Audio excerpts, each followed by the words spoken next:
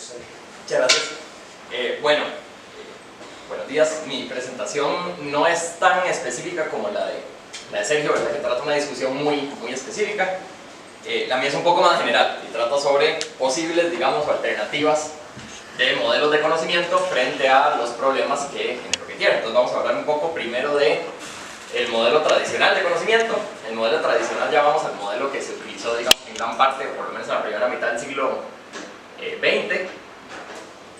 Y después voy a exponer entonces una posibilidad que, digamos, que resiste todas las objeciones que se le señalaban a los modelos que son familiares, digamos, a los tradicionales, que son los modelos de JTB, es decir, Justified True Belief, ¿verdad? Creencia verdadera justificada. Entonces, primero empecemos por hablar un segundo sobre el modelo estándar, digamos, de conocimiento, el que se llama JTB. JTB, como les digo, ¿verdad? Significa Justified True Belief, creencia verdadera justificada. Es estándar no históricamente hablando, ¿verdad? Porque no es que sea un modelo que se haya defendido a lo largo de la historia, ¿verdad? Sino que más bien se empezó a defender de alguna forma, por alguna razón, digamos, hay artículos históricos sobre la historia de este modelo de conocimiento que hablan de cómo surgió y por qué surgió, digamos, a inicios del siglo XX. Pero inicia, digamos, el originador o el filósofo que origina este modelo de conocimiento es Platón, ¿verdad? En el Teteto, cuando habla de una creencia con una justificación y que sea verdadera, pero el mismo Platón lo desecha en el mismo Teteto, ¿verdad? Lo propone y al mismo tiempo dice, nos dimos cuenta de que una creencia justificada y verdadera puede perfectamente no ser conocimiento, que es de lo que nos vamos a dar cuenta después con Gettier, ¿verdad? O sea, nos tuvo que recordar Gettier lo que ya Platón había de cierta forma probado. Pero bueno, el modelo de conocimiento como creencia verdadera y justificada fue, digamos que bastante dominante en la epistemología de la primera mitad del siglo XX. Y discutiblemente, incluso después de que Gettier señaló los problemas con estos modelos, igual siguió siendo, por lo menos en principio, el modelo, digamos, guía de la epistemología para hablar de conocimiento. Entonces, ¿qué fue lo que pasó con Gettier? En un artículo de 1963, un artículo de 3 páginas, ¿verdad? Que se llama Justified True Belief Knowledge, es la creencia verdadera y justificada conocimiento. Gettier nos presenta algunos contraejemplos que nos pueden demostrar que puede darse una creencia verdadera y al mismo tiempo con una justificación, digamos, correcta, y que igual intuitivamente no se puede llamar como conocimiento, ¿verdad?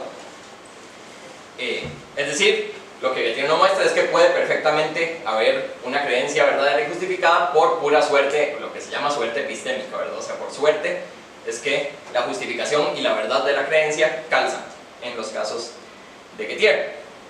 Entonces, a partir de este artículo de Gettier salieron varias respuestas, ¿verdad? Varios posibles modelos de conocimiento que intentaban, por decirlo así, ponerle una curita a la herida que creó Gettier, ¿verdad? Con este artículo.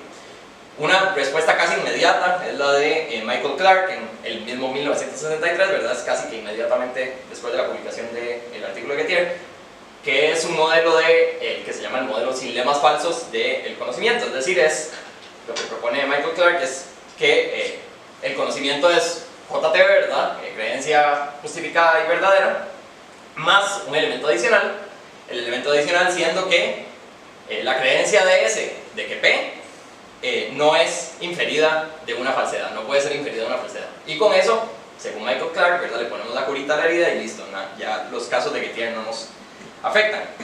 Otras propuestas son el confiabilismo. Yo creo que ayer Juan Diego lo mencionaba en la charla introductoria del coloquio, ¿verdad?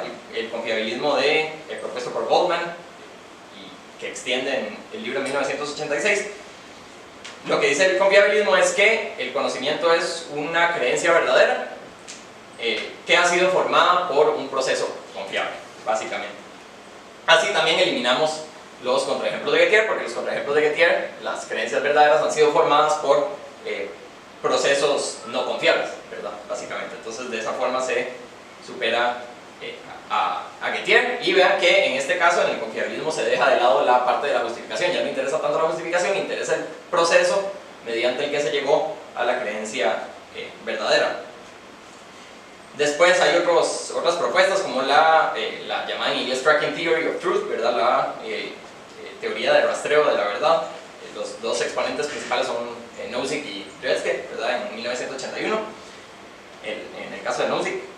Y lo que proponen es que el conocimiento es una creencia verdadera, pero hay que agregarle un contrafactual. Es decir,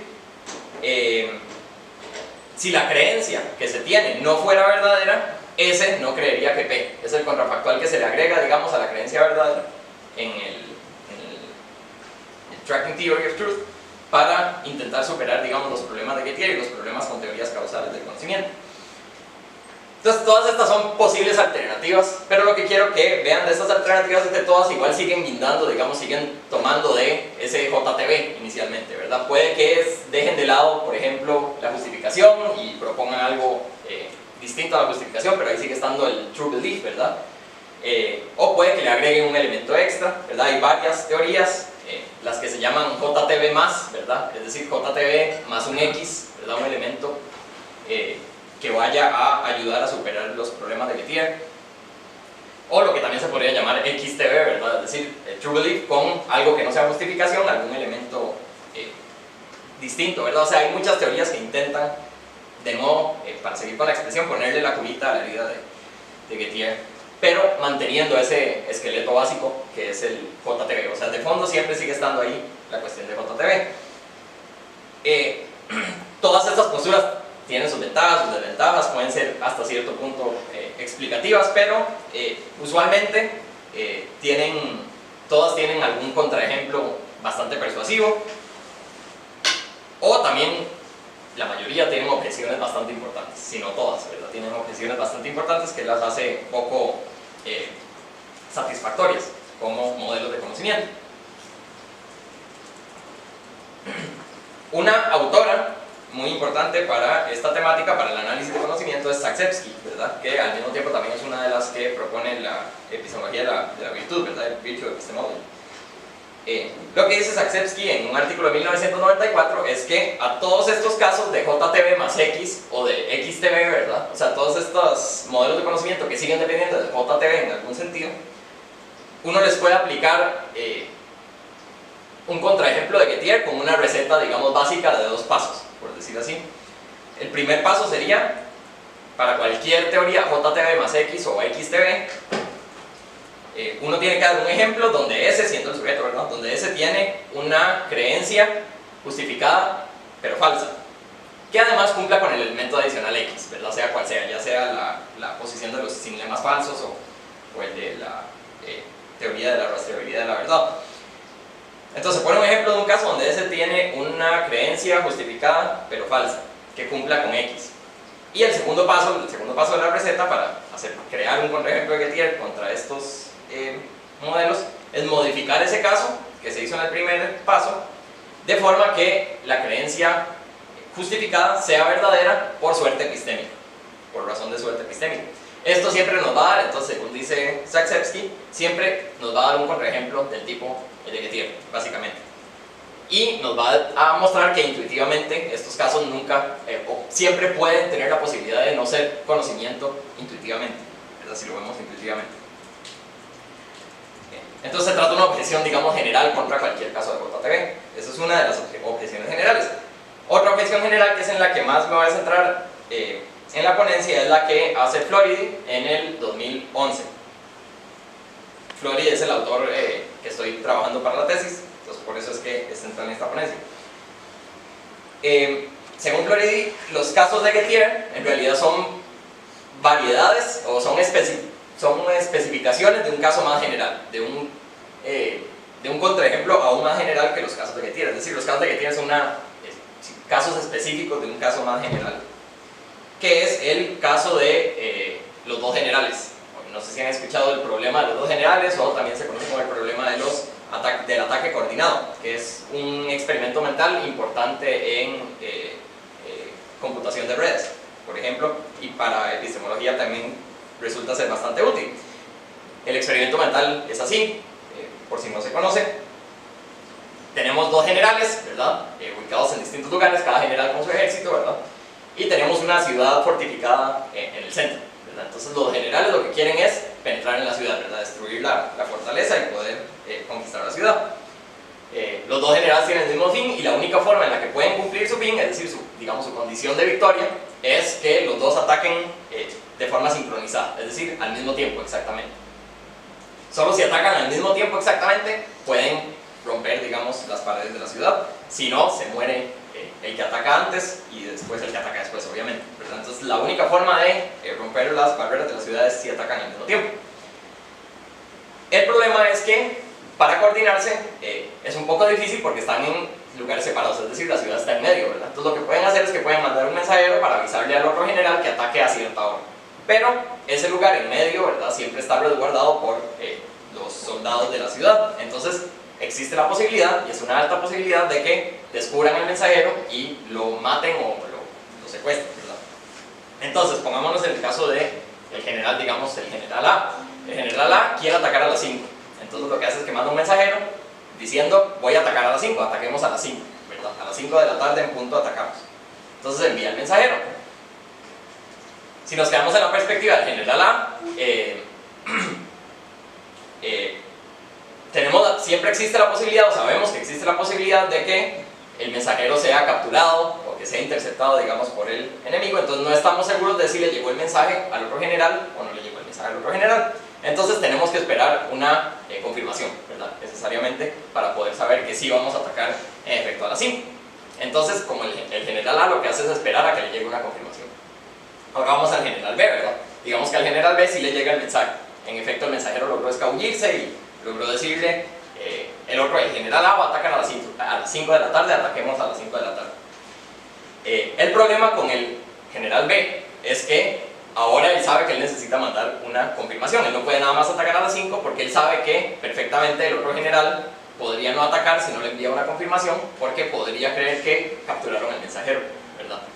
Entonces lo que tiene que hacer el general B es mandar una confirmación al general A. Pero pasa lo mismo con el mensajero de la confirmación que con el mensajero que decía que se atacara a las 5, ¿verdad? Entonces el general B envió un mensajero, el mismo mensajero, con el mensaje de que está bien, ataquemos a las 5, el cual podría llegar o podría no llegar, ¿verdad? Porque pasa lo mismo que con el primer mensajero. Y como podría no llegar, entonces el general B va a necesitar una confirmación de que llegó la confirmación. Y así al infinito. No sé si se entiende el experimento mental. Entonces lo que dice o el punto de este experimento mental es que es imposible coordinar los ataques. Y de hecho hay algunos artículos que demuestran lógicamente, o la imposibilidad lógica de que se coordine el ataque. Es decir, eso es lo que muestra, digamos, el experimento mental.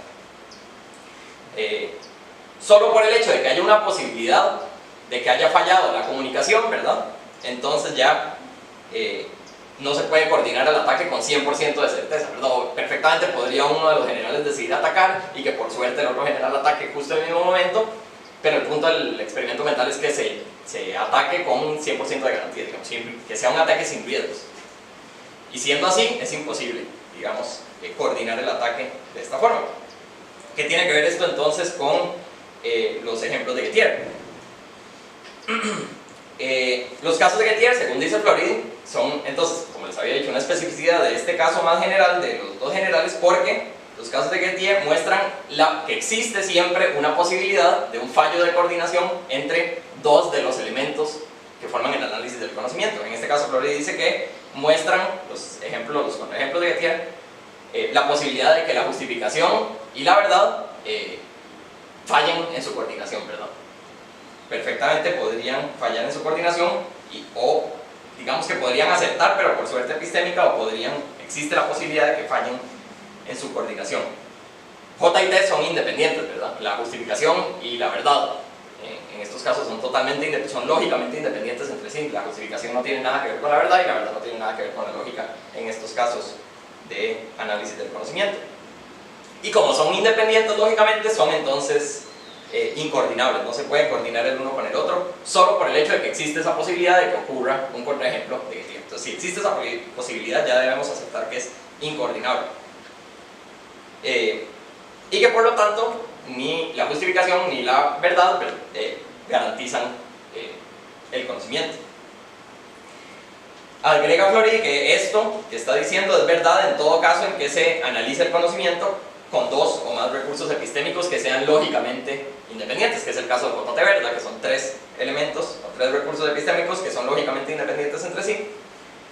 Y dice Floridi que por esta razón no hay alternativa posible no getierizable, es decir, que no sufra, digamos, con los contraejemplos de Gettier, que tenga alguna forma de JTB, ¿verdad? De Justified True Belief como base. Entonces incluso el confiabilismo, el rastreo de la verdad, la teoría sin lemas falsos, cualquier teoría de esta clase, ¿verdad? Que se base en JTB más algo o XTB, etc., va a sufrir este problema de la falta de coordinación entre dos elementos. Floridi habla de justificación y verdad, pero pueden ser otros dos elementos, puede ser la garantía y la verdad, por ejemplo, o la garantía y la creencia, o como se quiera, o sea, se puede jugar con eso. Entonces cuando se analiza el conocimiento con elementos epistémicos independientes, lógicamente entre sí, se va a generar este problema y por lo tanto cualquier forma de análisis del conocimiento que sea similar a JTB no va a funcionar. Okay.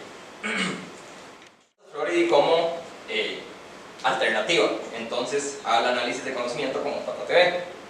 Él propone una teoría que llama no doxástica del conocimiento, es decir, lo interesante es que él dice que no se coordina la justificación y la verdad, pero lo que él hace más directamente es atacar la parte de la creencia, finalmente, porque lo que dice es que lo que se ha asumido casi que dogmáticamente desde inicios del siglo XX, ¿verdad? Algo que ni siquiera Platón aceptó, pero desde inicios del siglo XX por alguna razón se aceptaba, es que el conocimiento implica la creencia, es decir, si hay conocimiento tiene que haber una creencia.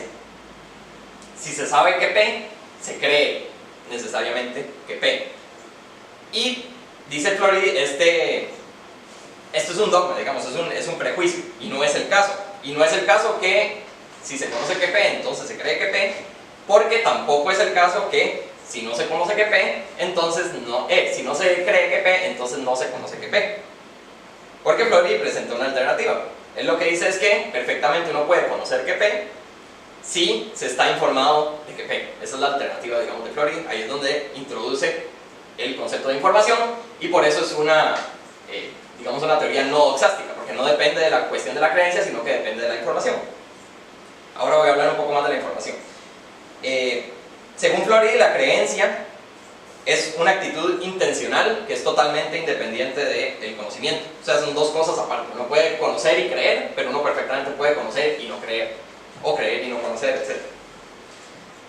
Incluso realiza un desarrollo lógico mediante la lógica modal, ¿verdad? En el que pasa de ligar la lógica epistémica con la lógica doxástica, quita más bien la lógica doxástica, la lógica modal doxástica, y liga la lógica epistémica con una lógica, digamos en términos modales, una lógica KTB que llaman lógica de la información, o lógica informacional, ¿verdad? Entonces, según Floridi, el conocimiento implica necesariamente información y al mismo tiempo no es el caso que la creencia implique información. Yo puedo creer algo sin estar informado de algo, porque, de nuevo, lo doxástico es una actitud, digamos, intencional que no tiene nada que ver con la información y que no tiene nada que ver con el conocimiento, que es otro tipo de actitud mental. ¿Qué es la información entonces para Floridi? Yo ya había hecho una presentación hace unos meses al respecto, pero repito aquí un poco. La información es, en resumen, la información es, para Floridi, tiene tres elementos, ¿verdad? Son datos que están bien formados, que tienen sentido y que son veraces. Es decir, para que algo sea información tiene que ser verdadero. Si no es verdadero, no es información del todo. Eso va a ser importante más adelante. Para Floridi, por lo tanto, estar informado no es un estado mental, como si lo es la creencia, como si lo es el conocimiento. ¿Qué los hace estados mentales a la creencia del conocimiento? El hecho de que hay que tener una actitud mental de asentimiento, es la palabra. Hay que tener una actitud mental de asentimiento cuando uno conoce, ¿verdad? Es decir, la fórmula esta de Spinoza, ¿verdad? Si uno conoce que conoce, o si uno sabe que sabe, ¿verdad? Igual con la creencia, si uno cree algo, uno cree que cree. Esto, bueno, esa última es debatible, pero digamos que se puede asumir. El del conocimiento sí es más aceptado generalmente, ¿verdad? Hay que saber que se sabe para verdaderamente saber. Con la información no pasa lo mismo, uno no tiene que estar informado de que está informado, ¿verdad? Uno puede estar informado sin saberlo perfectamente.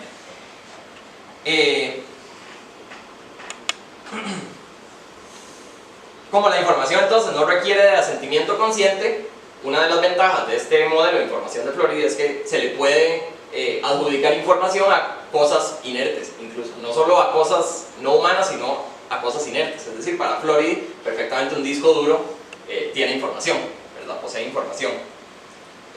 Porque tiene datos que están bien formados, que tienen sentido y que son veraces, simplemente. Una computadora tiene información, el microondas que programamos, digamos, para que haga algo a cierta hora también tiene información. Cualquier cosa inerte podría tener información semántica, sin estar consciente de que la tiene, ¿verdad? Perfectamente. Esto, al mismo tiempo, tiene otra virtud, y es que hace que la información no se vea afectada por la suerte epistémica, ¿verdad? Entonces, los casos de Gettier no afectan a la información. O sea, perfectamente uno puede tener información verdadera por pura suerte, sin que deje de ser información, como si es el caso del conocimiento. Si uno tiene un conocimiento, digamos, por suerte, entonces deja de ser conocimiento intuitivamente, pero con la información no pasa lo mismo.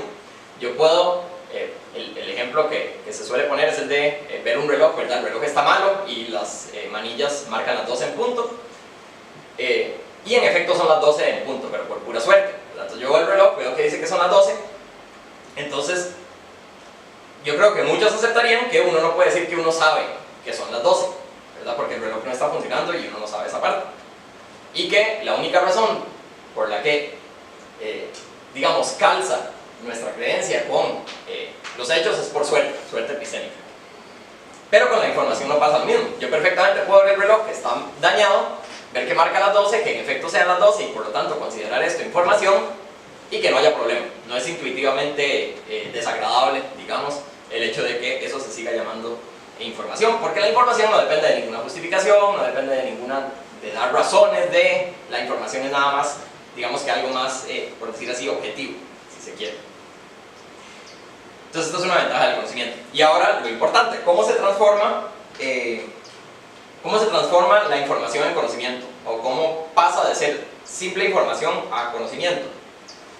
Esta es la propuesta entonces de Floridi. Dice que el conocimiento implica necesariamente verdad, en primer lugar, porque habíamos dicho, ¿verdad?, que el conocimiento implica información, y la información, habíamos dicho también, implica verdad o veracidad, si se quiere, ¿verdad? Entonces necesariamente el conocimiento tiene que ser verdadero, y ahí ya está ligando, digamos, vean que aquí ya está empezando, por decir así, a precoordinar los elementos, ¿verdad? Entonces está diciendo, el conocimiento tiene que ser verdadero, la verdad no es algo que está, digamos, aparte, o no es una cuestión epistémica independiente, lógicamente hablando, ¿verdad? Sino que está ahí, es parte de la información, que es parte del conocimiento, es decir, se implican mutuamente. Entonces el conocimiento tiene que ser verdad por eso mismo, porque está conformado por información, y la información tiene que ser verdadera para ser información del todo. El momento en el que deja de ser verdadero, el momento en el que la información es falsa, deja de ser información, y por lo tanto deja de ser ipso facto, digamos, conocimiento. Entonces, ¿qué es el conocimiento? Según Floridi, es información más un X que tiene que ser lo que fundamente esa información, ¿verdad? Porque recuerden que el conocimiento sí es una actitud mental, digamos, que requiere de cierto asentimiento, y ese asentimiento se logra por la fundamentación que se haga de la información. Y lo que dice es que ese X, la información más X, el X es la explicación, y utiliza explicación en vez de justificación. Vamos a ver por qué. La palabra que utiliza en inglés es accounting for, ¿verdad? Dar cuenta de, básicamente. En español es un poco incómodo utilizar dar cuenta de, entonces mejor voy a usar explicar, pero la palabra es esa. Giving an account, ¿verdad? Es lo que dice Floridi. Pero accounting for se puede traducir por explicar, básicamente. Entonces, explicar no es lo mismo que justificar, ¿verdad? Aquí él más bien quiere hacer como un quiebre entre justificar y explicar, por los problemas que presentaba el concepto de justificar, ¿verdad? Dice Floridi que se da cuenta de una información P cuando se incrusta, la palabra en inglés es embed, ¿verdad? Cuando está incrustada en una red de interrelaciones informacionales. Así es cuando se puede decir que se está dando cuenta de una información P. Es decir, una información P no se puede explicar por sí misma, Si yo nada más tengo una información P, eso jamás va a ser conocimiento. Para que una información P sea conocimiento, tiene que estar, digamos, inmersa en una red de otras informaciones que den cuenta entre sí, ¿verdad?, de ellas. Tengan presente que como es información y que como es una red de informaciones, ¿verdad?, siempre va a ser verdadera, en teoría, porque la información tiene que ser verdadera. Eso es importante. Entonces, explica la información P, es decir, se da cuenta de la información P mediante sus relaciones con otras informaciones P1, P2, Pn. Dice Floridi que este término de dar cuenta, de explicar, es un término variable además. Muchas veces significamos cosas distintas cuando decimos explicar, y eso más bien es deseable para esta teoría, porque Floridi lo que quiere es una teoría bastante general, que incluya todos los casos que se puedan y que no sea muy específica, y que no diga el conocimiento es esto justamente, ¿verdad?, sino que puede ser más amplio, digamos. Puede depender del contexto y de grados. Dice que dar cuenta, ¿verdad?, explicar, es variable, que puede significar definir. Definir puede ser una forma de explicar, una prueba lógica puede ser una forma de explicar, un soporte razonable, es decir, digamos que una discusión dialéctica puede ser una forma de dar cuenta, una explicación causal, digamos científica, también es otra forma de dar cuenta, evidentemente, o incluso una clarificación por analogía, por ejemplos, etc. Todo esto puede contar como dar cuenta de cómo explicar cierta información. Entonces, para que una red de informaciones distintas dé cuenta de una información específica P correctamente, de forma correcta, deben estar coordinadas rígidamente, ¿verdad?, por lo que habíamos dicho antes. Si no están coordinadas rígidamente, lo que se producen son los contraejemplos de Gettier, entonces tienen que estar coordinados rígidamente. Entonces, lo que dice Floridi, para seguir usando la imagen de los dos generales, es que lo que él está haciendo con esta propuesta es, más bien, juntando los dos ejércitos desde antes, es decir, que un ejército vaya hacia donde está el otro y desde ahí monten el ataque colectivo, en vez de estar intentando ponerse de acuerdo desde lugares separados, ¿verdad? Es decir, lo que está haciendo es coordinando todos los elementos, haciéndolos dependientes, más bien, mutuamente entre sí. Entonces, una información P depende de las otras informaciones, necesariamente. Y así es como lo intenta coordinar.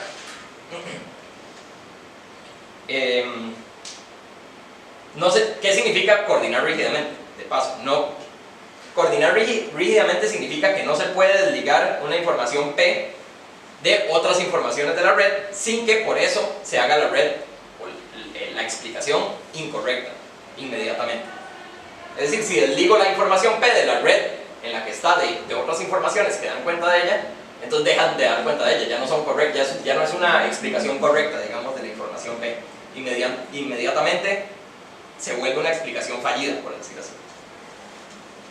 ¿Qué es lo que diferencia la explicación de la justificación? Porque la justificación, si se descoordina, ¿verdad?, sigue siendo una justificación adecuada, perfectamente, ¿verdad?, que es lo que se muestra en los casos de Gettier. Es decir, los personajecitos estos de los contraejemplos de Gettier tienen justificaciones adecuadas. O sea, nadie dice que no sean justificaciones adecuadas las que tienen, son justificaciones, digamos, correctas. Pero en el caso, digamos, de la explicación, en el momento en el que se desliga, decoupled es la palabra que utiliza Floridi, en el momento en que se desliga una información de la red que la explica, entonces ya no es una explicación correcta para esa información, inmediatamente. Y así se evitan los problemas entonces de Gettier.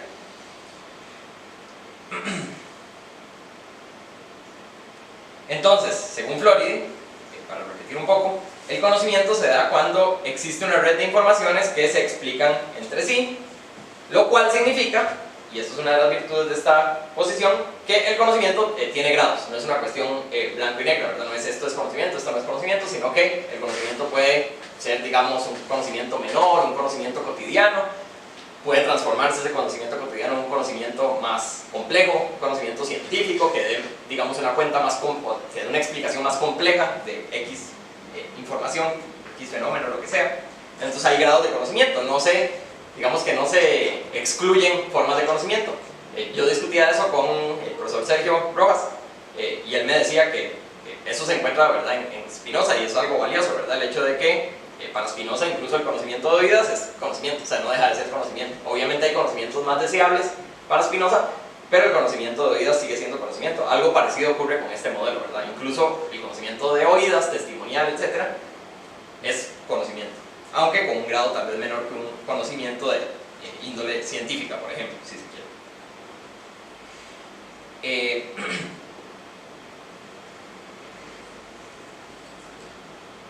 Entonces, esta posición Florey la llama o la caracteriza como una posición construccionista del conocimiento, que es lo que discutíamos ahora un poco.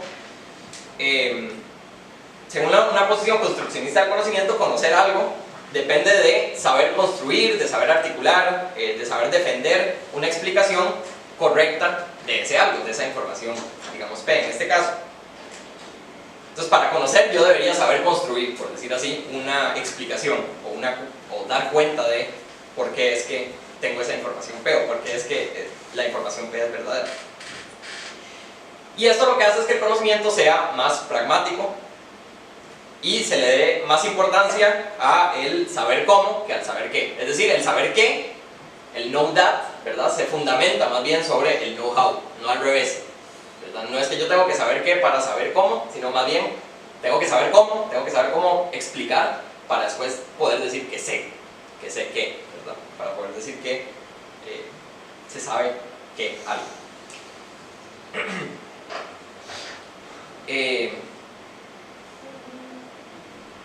Entonces, fortalezas de esta posición. Algunas de las fortalezas y algunos de los problemas para ir terminando. Una de las fortalezas de esta posición él la llama la teoría de redes de la explicación, es que evita, que eso era uno de las razones centrales de esta proposición, ¿verdad? Evita los contraejemplos de Gettier, porque coordina rígidamente los elementos que forman el análisis del conocimiento, ¿verdad? Otra de las fortalezas es la que mencioné ahora, ¿verdad? Tiene gradación, es decir, se admiten grados de conocimiento. El conocimiento no es una cuestión blanco y negro, de si esto es conocimiento, si esto no es conocimiento, sino que se puede hablar de un grado de conocimiento distinto de otro grado, etc. Entonces es más amplio, es menos excluyente.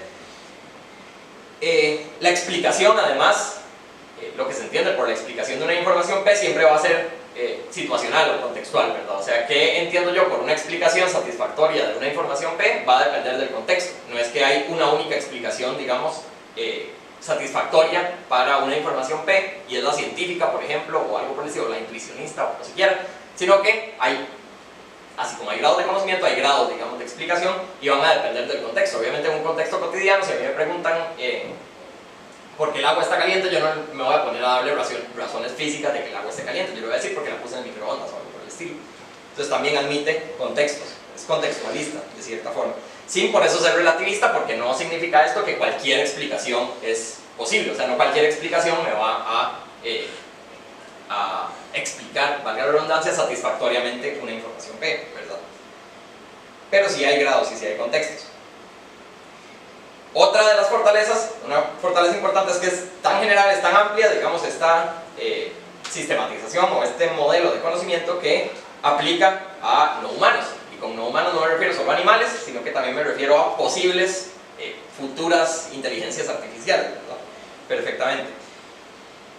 Incluso Florey incluye a los animales en esta forma de conocimiento, porque uno podría hacer la objeción de que un animal no puede dar cuenta, un animal no puede, digamos, explicar sus conocimientos, las informaciones que posee, pero Florey lo que dice es que es perfectamente razonable atribuirle a los animales alguna capacidad de dar cuenta de las informaciones que tienen. O sea, porque un perro, digamos, cree que, el ejemplo que da Florey es porque un perro cree que sabe, digamos, por decir así, que el gato del vecino es malo, pues porque ha tenido una historia con el gato lo ha rasguñado, etc., y eso ya es una explicación, digamos, que se le puede atribuir razonablemente al perro sin que lo tenga que explicitar el perro. O sea, es implícito en el perro, pero es bastante razonable adjudicarle esa explicación, aunque no sea una explicación explícita, ¿verdad? Igual con las inteligencias artificiales, perfectamente.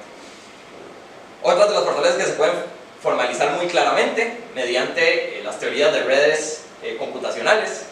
Eso no lo hice aquí porque sería mucho más el tiempo que ocupo, pero perfectamente mediante la teoría de redes se puede formalizar este modelo de conocimiento. También se puede formalizar muy fácilmente mediante la lógica que él mismo desarrolló, que es la lógica la lógica informacional junto con la lógica epistémica, porque son ya además herramientas existentes, entonces es fácil de formalizar. Y otra de las fortalezas, que también es lo que discutíamos hace un poco, es que es una propuesta construccionista del conocimiento y no una propuesta representativista o representacional, digamos, del conocimiento, que ya empiezan a aparecer anticuadas por lo que mencionaba en la presentación suya, ¿verdad? En mi participación, diciendo que incluso, digamos, se ha llegado a entender el cerebro como representacional, ¿verdad? O sea, como no representa, no refleja, digamos, el mundo en todos los casos, sino que en muchos casos más bien modela el mundo y después interactúa con el mundo. Entonces, incluso con eso calza. Y al mismo tiempo, la fortaleza es que no reduce el conocimiento a una creencia, lo cual podría cerrar mucho, digamos, el ámbito de lo que se considera conocimiento, que es una de las razones por las que, digamos, la posición de Ernest Sosa a mí me parece un poco reducida, por el hecho de que sí depende de que sean creencias, en algún sentido. Los problemas, el problema es uno y es fundamental, y es el problema del escepticismo, ¿verdad? Y es la pregunta de cómo se sabe que una explicación da cuenta correctamente de P, ¿verdad? ¿Cómo sabemos que es correcto? Según el mismo Floridi, ¿verdad? Esto no se puede responder, es digamos que imposible responder a este tipo de preguntas escépticas, y en realidad no es tan deseable responder a estas dudas escépticas, pero lo que yo respondería, digamos que hablando por Floridi, es que esta propuesta, Floridi, él mismo lo dice, es normativa, no es descriptiva, es decir, funciona de cierta forma en retrospectiva, por decir así, como análisis normativo del conocimiento, y por lo tanto, digamos que uno puede no saber si una explicación da cuenta correctamente de un conocimiento por cierto tiempo hasta que uno se da cuenta de que tal vez sí, o uno puede creer que una explicación es correcta hasta que después ciertas pruebas demuestran que no, pero en el momento en el que estas pruebas demuestran que no daba cuenta correctamente, aunque se creía que sí antes, entonces podemos decir, ok, entonces no era conocimiento y ya, nada más como que lo revisamos, por decir así, y retrospectivamente podemos decir, eso no era conocimiento. Y con eso digamos que no se superan las objeciones escépticas, pero por lo menos se pueden ignorar, digamos, por decir así.